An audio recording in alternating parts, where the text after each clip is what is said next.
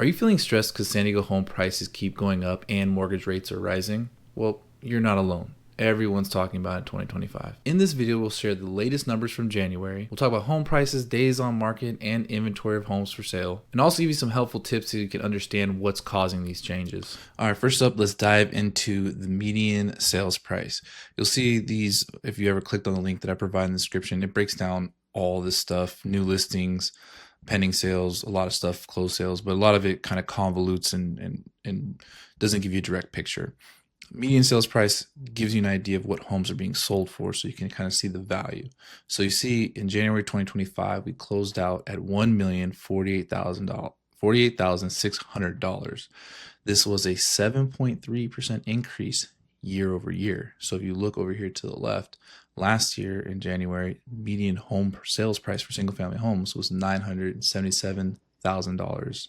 $977,500. So a 7.3% jump. When you look over at condos and townhomes, you'll see we closed out January with 665,000 median home price, which is a 2.3% increase.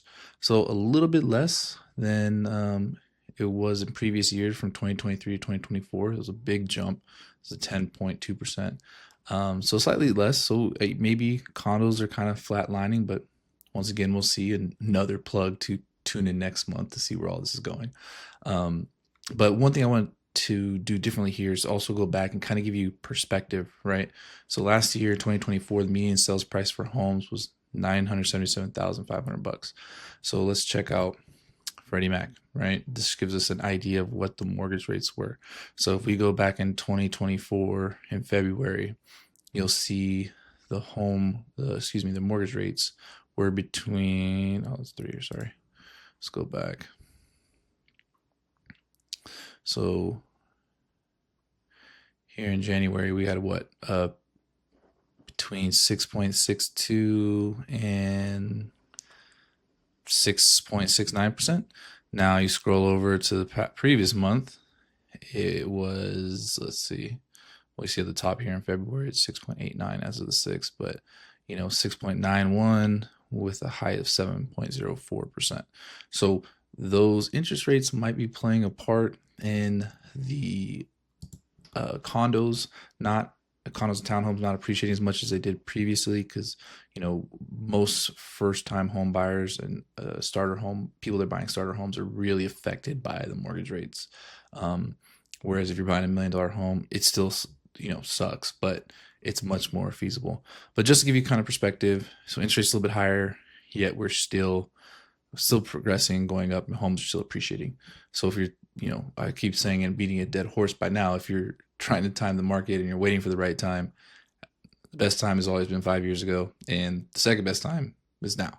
Even if you don't work with me, it's just common knowledge. I'm just trying to help you out. I don't want to see the market run away from you. So even with these higher interest rates that we've seen than we've been accustomed to in the last 5 years, we're still seeing homes appreciate. So take it for what it's worth. Next, let's go down. Average sales price. Average sales price. Don't ever look at that, because if you've paid attention to the news right now, we have, and I'll get into it a little bit later, I'll go over the cheapest home as well as the most expensive home in San Diego. That's why you don't do averages, because it kind of skews the numbers for you. But next, we're going to go over days on market. Another one that you can pay attention to here is you'll see that 2024 for single family homes, average days on market was 37 days. And today it's around 44 days. For condos and townhomes or attached, it was 33 days in 2024. And this year is in January it was 46 days. So we've seen a steady increase for January that's not normal for the month of January. So a couple things play into this, right? We just came off an election year. People are hoping that there's been a lot of promises by the president and all this kind of stuff to lower interest rates, but they're also talking about increasing tariffs, which doesn't actually lower interest rates. So I think a lot of people are hoping that the interest rates are going to go down. So we've seen the market slow a little bit. People are getting cold feet, at least from my personal anecdotal experience. We've had 2 buyers kind of get cold feet on our listing, which is not normal in San Diego. So just take it for what it's worth. Homes are staying a little bit longer than usual. People are kind of holding out, hoping. Whenever there's hope, whatever. Doesn't mean it's not a good time to sell your home. As you saw in the median sales price of homes, you're still going to get the equity that you want in your home. It just might take you a little bit longer. So price accordingly. Make sure you get people in. One thing to take into account when you're selling your home is, although you need to get comps done, and have what the estimate what the price should be. Just remember, there's a difference between market value, market price, what is going to be appraised value. What we're setting your listing price is a welcome to get people in the door. And as much as I hate to admit it, and I despise Zillow, and I don't think it's accurate by any means, people look at it. So if you're right on the cusp, for example, we have a $600,000 listing right now, the only price difference you could change is 574, 575. Because if you look at Zillow or any of these apps that people use, right? Let's be honest with each other. Everybody doesn't just look at the little weak drip that some realtor sends you every day in your email that goes to your spam. So people take into account what Zestimate says. So if you're listing your home and it's above the Zestimate, and regardless if that's how much your home's value is, people look at that first and instantly think overpriced. So take that into account. By any means, that doesn't mean that's what your house is going to sell for. And it's stupid that we even have to say it, but Zillow is such a powerhouse in dominating the market that you have to take that into account. You price it over the Zillow price, you're going to see less people show up to your open houses and less people wanting to buy your home, because once again, they think it's overpriced, even though it's not really accurate. But I digress. Let's go on now to inventory, another incredibly important statistic for us to pay attention to. Housing affordability, let that one go. Inventory of homes for sale. We've seen a huge jump in inventory of homes for sale, right? So in 2024, for single family homes, it was 108. And this last month in January is 2,319. So that's a 21% jump. So more homes are going on the market. Maybe people are finally coming to terms with the higher interest rates and, selling their house and trying to level up and move up, or, maybe they're not, and they're trying to move out of San Diego. Who knows? You can never know that statistic. But for condos and townhomes, we have 1,175 in 2024 and a 40% increase to 1,653. Now, those are big numbers, right? So more than, and remember, taking the context, this is based off January 24 to January 2025. So more people have decided to sell their home this January than they did last January, and even more so than the January before. So maybe, I don't know. Now, one would argue like maybe, okay, the inventory problem is solved, right? We've had 21% increase in, single family homes and a 40% increase in condos. We should see a change in home prices, right? Then we need to go over to this little one right here, month supply of inventory. So month supply of inventory shows you how many, if you look over here, the inventory of homes for sale at the end of a given month divided by the average monthly pending sales for the last 12 months.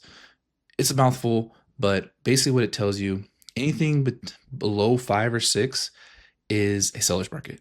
Anything above 6 is a buyer's market.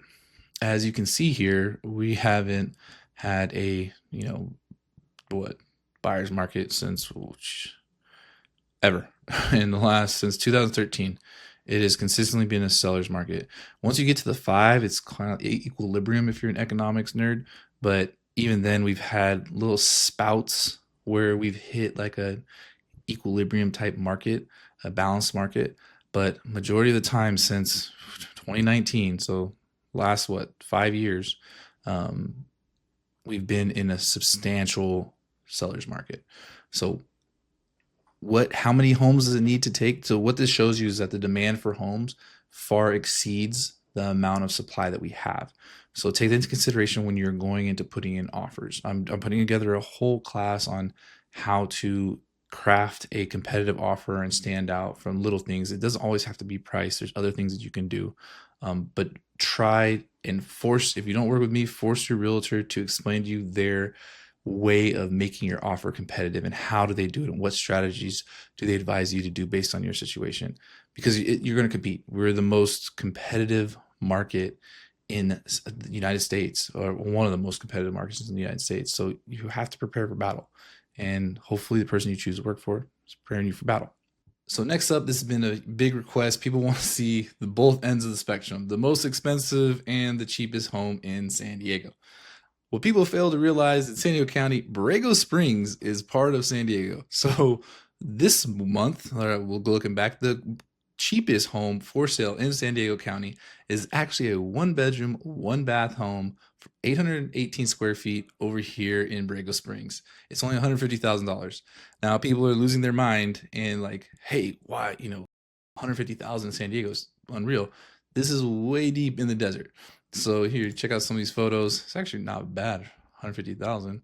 But yeah, this is the cheapest home in San Diego County for currently listed for sale. Beautiful. If you want to live in Borrego Springs, awesome. The next, this one, drum roll, is the most expensive home in San Diego. Quick plug, if you're thinking about buying a home in San Diego and you're a first-time home buyer, or you're relocating here from somewhere else, or maybe you've bought homes here before but you've been out of the game for a little while, check out my free Ultimate Home Buying course. It's a free 5-day course that teaches you everything from choosing the right neighborhood to getting your keys and moving in. And I also arm you with a bunch of tips and tricks that help you compete in America's most competitive housing market. The course has already helped over 30 buyers, and each one of them has told me that it made the process so much simpler for them. So regardless if you're buying the next 3 months or the next 3 years, do yourself a favor and check it out. I'll put the link below in the description. Now, this is just ridiculous. It is a castle on the beach in La Jolla. $108 million. I don't know. Look, his estimate is even punching in the face saying it's 99 million. Jeez. 10 bedrooms, 17 bathrooms, almost 13,000 square feet. This looks like a, Italian villa somewhere, and it's right there in La Jolla. Like, look at that guest. I'm guessing this is the guest bedroom and this is the main house. That guest house is bigger than most people's main houses. But obviously ridiculous. I don't know. Put in the comments below, who do you think's buying this? And more important, how are they buying this? What are you putting $20 million down? But by all means, if you want to buy this and you're qualified, definitely hit your boy up. I'll make a cool $2 million commission. But God, look at that thing. Jesus. Yeah, so this is, whoa, Lord, look at the ceiling. That is ridiculous. It looks like a classic castle just in La Jolla. Gorgeous. Absolutely gorgeous. Well, yeah, that is, and they have a pool house too. I would take the pool house. If you buy this thing, even if you don't use me, I'll live in the pool house. I'll clean your pool. This thing is crazy. Look at that. Jesus. Yeah, amazing. What is a wine and an underground bar too? What? Awesome. What is a cigar lounge? Of course it does. Look at that. This looks like old British royalty. Regardless, the point of this too is also taking account. This is another reason why you never use average when you're trying to understand a market and how it's moving, right? So when you go back here and you see the difference between average home price, right up here, average sales price, that's pretty ridiculous, right? It's much different than median because we have a home that's probably going to sell for $100 million. And that is not normal. But also on the flip side, when the $150,000 home sells, that makes it look cheaper. The best thing you can do is also realize that we can do this by neighborhood, and that gives you an even better kind of statistic baseline of what's going on. So if you're trying to live in Rancho Bernardo, where I live, or Chula Vista, or wherever, Sarah Mesa, whatever place you want to live, downtown, we can actually do the stats for that area. And that will even give you a better idea of what you're looking into than overall. So separate the difference between national stuff, like, you see in the news, like, oh, median home price in, United States is 400,000. Median home price of condos in San Diego is 600,000. So take into consideration, and then also know that each area functions differently, and how you compete in each area is different. So make sure you get all those numbers and separate, apples with apples, oranges with oranges. And that'll help you compete at this level and the most competitive market in San Diego or in California, the most competitive market in the United States. And lastly, to close it all out for my buyers, right? Uh, if you want this little breakdown, I'll put in a link below. But for buyers, realize the household income rose by only 3.6% from 2023 to 2024, while single family homes went up by 7.3%. So what that shows you is that the home price, and you hear people talk about it all the time, is that waiting to buy, waiting for the right time, or waiting to save up to 20%, the market's creeping away from you faster than you're making more money. So as long as you're trying to save and do whatever you're trying to do, the market's pretty much moving away twice as fast as you are making money. So how do you combat that? Buy a starter home. It might not be your dream home. It might not be everything that you wanted, but it's something. And now your money's going towards forced savings, which every time you pay down your mortgage, it's helping you out to buy your next home.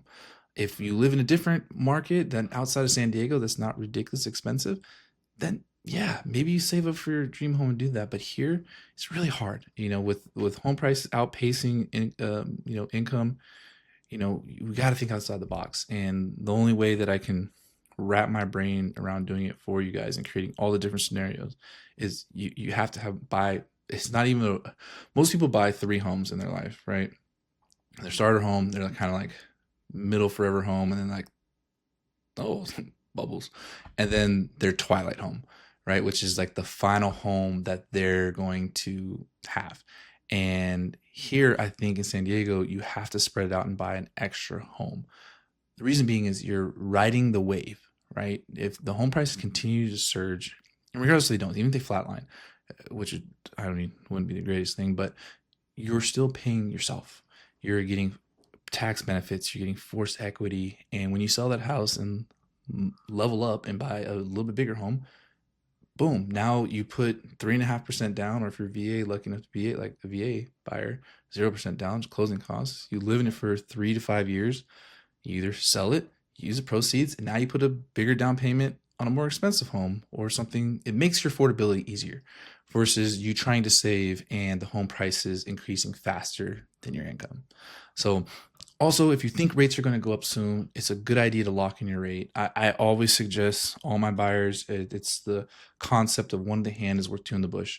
It's better to have a rate locked and it go down and later you refinance than it is to wait and try to play the rates and then the rates go up on you. So then you're screwed. If you lock it, the worst case scenario that it gets worse and you're already locked in. Best case, it goes down and you refinance in 6 months. If you don't, worst case, the rate goes up and you can potentially be priced out of your own home that you're in escrow with. It keeps your loan rate the same, protects you from paying more every month, etc. Locking rate, you make your budget more steady, especially when experts all think that the rates will keep climbing. The reason why experts think is that tariffs and inflation are inversely correlated, meaning as more tariffs come into play, and we input more tariffs on Mexico, Canada, China, it passes on the expense to the consumer, which raises the inflation rate, which doesn't help mortgages. So there's a high chance they're going to continue to go up. I hope I'm wrong, and I hope rates come down for everybody's sake. Just economics speaks otherwise. So crossing my fingers for you, for everybody in the market, everybody that helped, but realistically, it's probably going to go up or just stay around the same. So hopefully that resonates somewhere and kicks you in your butt to go buy a home. Also realize that there are more homes on the market. So you do have slightly better opportunity than you did this time January last year. Now I want to preface that we went over a little bit with inventory, but it's still a seller's market. You have a little more buying power, but it is still a seller's market. So what does that mean? It means that you can maybe compete. This doesn't mean go out and ask for a lower price. Like I didn't mean like a lower price, like lowball offers. And lower price means asking, submitting an offer that's list price. That for San Diego for the longest time, a list price offer was considered a low price.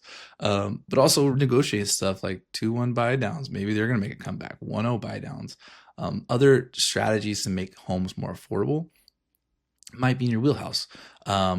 And even covering stuff like inspection costs and whatever home warranties. Like we try to get it covered for every single person. If not, we pay for ourselves.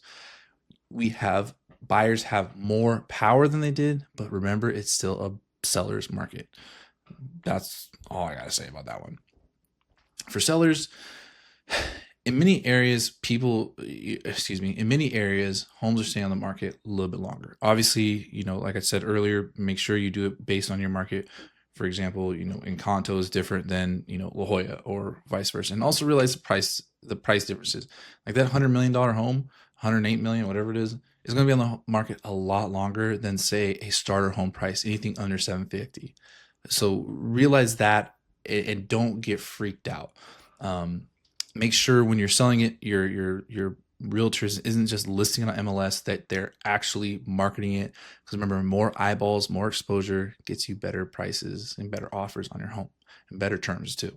Um, if you overprice your home, kind of like we talked about earlier a little bit, it scares away buyers. And you realize that if you're the most expensive option within a 2 mile radius or in the same neighborhood, people naturally will flock to the cheaper model. Even if you have the best kitchen and the best, I don't know, crown molding, people are going to see the less dollar signs first. So make sure that you're not the most expensive house in the market, because your home will stay on the market longer. Bottom line. And with you, when you work with a realtor, they should be monitoring, right? You should, by all means, reach out 3 to 6 months. You're selling your home. Selling a home is very operational, whereas buying a home is more inspirational, because you should be reaching out about 6-ish so months. And we're going to be tracking that market every 2 weeks, usually about a month for the first month or two, and then every week to make sure your neighbor doesn't put their home on the market or something else, because all those go into the calculation of where we position your home to get you the best price, the best price for your home in the shortest amount of time with the best terms. It's a whole equation.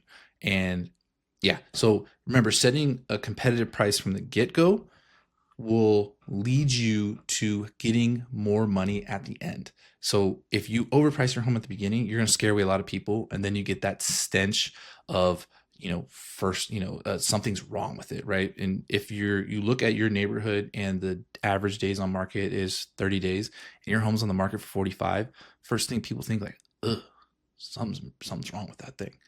So you never want to get to that. So it's much better to price your home slightly below market value, or what Zillow too, Zestimate, to get people in the door. Because most people, when they're looking for buying a home, they're looking to buy a home.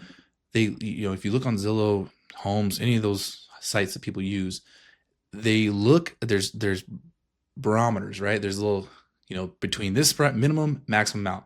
And after you get above 600, it goes by 25,000 increments. So it's literally putting it slightly below. You just reached a ton more people than the people. So say if your house is 600, it's 680,000, and you're only hitting people that put 700,000 as their max. Whereas you put it at 675, slightly lower, now you're hitting all the people that are looking for homes with the max 675. And think about buying psychology. Most people, when they're buying a home, that they pay attention and watch these videos, they know it's competitive. So they kind of give themselves a little buffer so that they can be competitive. So they know that they're going to go in and probably have to do an over list price offer. So when they're looking, if they're looking, their budget is up to 700,000, 800,000, they're looking at that 675, 775 to give them that little buffer room to make stronger offers. So think about that. Also, remember, first impressions are important. Getting it clean. We clean all of our listings. People lose their mind over staging and all this kind of stuff, but bear tactics, just get it deep clean. Like, nothing is worse than having a home that doesn't do a first impression. People are going into your home, it's not theirs. It's already a little bit of awkwardness because they don't live there, and if it's dirty, or people assume the worst no matter what. So first impressions are very important. And just do little things. Touch up paint, mow the lawn if you have one, fix small issues. It makes a big impact. It shows that you care. And these upgrades will help your house stand out. The more you can show a buyer that you care about your home and that you're selling your home, and you took care of it, the more people are going to not be worried to buy your home. Because thinking about it, every time the buyer goes to buy a home, they're thinking the worst. Looking, the home inspection's coming in, it freaks them out. Everything's freaked out. Everybody's overreacting. The more you show like little things, labeling your keys, like I said, touching a paint, doing little stuff that goes a long way, and it's not expensive. For our homeowners, interest rates can go up and down. If they drop low enough, especially if you're one of those 3-2-1 buy downs, your loan term is coming up, right? So the first year you had a 3% discount, then a 2%, now 1%. It's coming up. So a lot of these lenders are going to blow you up, and just make sure that whatever person, we call it the refi sharks, they're coming to call, and they'll call you from everywhere. Whatever someone offers you, just go with the original person you worked with, whoever that may be, he or she may be, and just ask them, because a lot of times there's a lot of fine lines, and these people will promise you the world, and it's tied up with a bunch of not closing costs, but essentially closing costs, whatever lender points that lenders charge you. Just double check with someone that you trust, and hopefully that's the first lender that you use, or whoever. If you need one, I got a great guy. Check out some of my videos with Jason. Freddie Mac offers up one place that I always advise people to go look is on the Freddie Mac website. It's a government ran website, so people aren't in there trying to sell you, and it basically tracks. It's the one that I showed here. I'll make it right now. It tracks the weekly averages, and you can go back and you can see, so you're not over here, listening what your sister's best friends, uncles advising you. You're actually getting factual information and seeing how the interest rates are trending. Right now, we have a slight little dip. So is it going to continue? Who knows? But at least get the best information to make your decision. And if you're working with a lender that's trustworthy, like for example, Jason, the lender that I work with a lot is also my personal lender for my homes. He has me out, and he on a tracker, and he knows, like, at this point, this is what the rates have to be to make sense for Ian to refinance. And he just tells me, most good lenders will, especially if you have a relationship with them. So keep that in mind.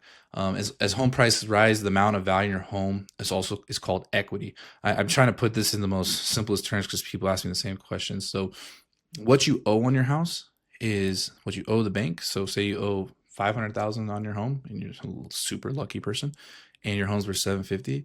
Now that separation, that delta, is called equity.